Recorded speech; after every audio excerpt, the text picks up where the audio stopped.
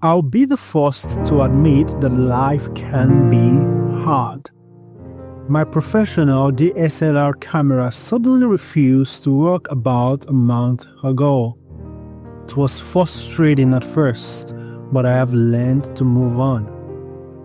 Another more recent issue that happened tells me that whether we prepare for it or not, adversities will come.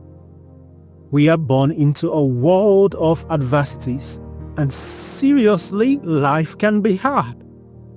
When we look at the war in Ukraine, Israel, Palestine, Syria, and many more, and the war crimes being committed, these kinds of things make us ask hard questions. Like, where is God in all of this? Why do bad things happen to good people, even children? To every question, there is an answer. This is the confidence that fuels science, the conviction that reality is consistent, that life follows patterns and laws, and that even the hardest mysteries have solutions waiting to be uncovered. Without that assurance, inquiry would collapse into despair. With it, discovery becomes not only possible, but inevitable.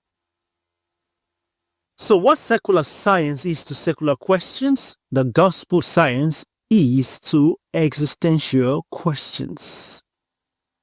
In fundamental salvation, we will peel back a layer of answers. For just as there is no end to questions, there is no end to answers. Yet our layer will be simple enough for a child to grasp the gospel's core. If Jesus said, quote, "Let the little children come to me, for of such is the kingdom of heaven," it is because they can understand the gospel. How else could they come to him if we made it beyond their reach? From an early age, children ask questions, and in the simplicity of the gospel, they too can come to Christ. So our topic again is Advers-I-N-Ty, why life is a mosaic of adversities and why we need the gospel. A question for you to reflect upon. Is life hard because we live in a sinful world, or do we live in a sinful world because life is hard? It's like the classic philosophical question if the chicken came first or the egg. Life is hard because we live in a sinful world. When God made this world, everything was perfect.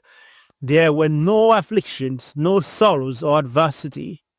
In Genesis, the Bible did not say the world was full of adversities, but that it was perfect. When Adam and Eve sinned and adversities came, God ordained that which was good for them.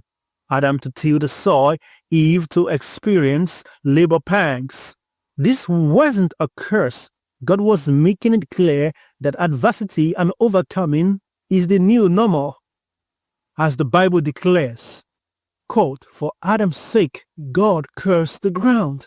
Genesis 3:17. The exercise of faith, hope, and courage was good for their body, soul, and spirit.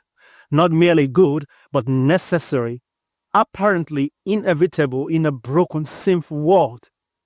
Science and technology may have made some God-ordained adversities easier, but there yet remains a great deal of challenge with food and progeny. Moreover, the Bible explains that the righteous will suffer many other adversities. In 1 Peter 4:15-16 it reads, "But let none of you suffer as a murderer, or as a thief, or as an evildoer, or as a busybody in other men's matters. Yet if any man suffers as a Christian, let him not be ashamed, but let him glorify God on this behalf." Therefore, biblically and arguably scientifically, what exercise is to the body, adversity, trials, tribulations, and temptations are to the soul. The same law that applies to our physical bodies in this life biblically applies to our soul. If you don't use your brain, it will rot. If you don't face adversities, your soul will rot. Use it or lose it. And by no means do I mean some detachable ghost inside you that never seems to stop suffering adversities and bringing adversities upon others. By soul, I mean Nephesh, the soul as the Hebrews saw it. Your life first, you as a living being, the essence of who you are. Finally, it seems in one person's life we can draw rich and profound lessons about adversities. Job. Why many people feel poverty and adversity are synonymous?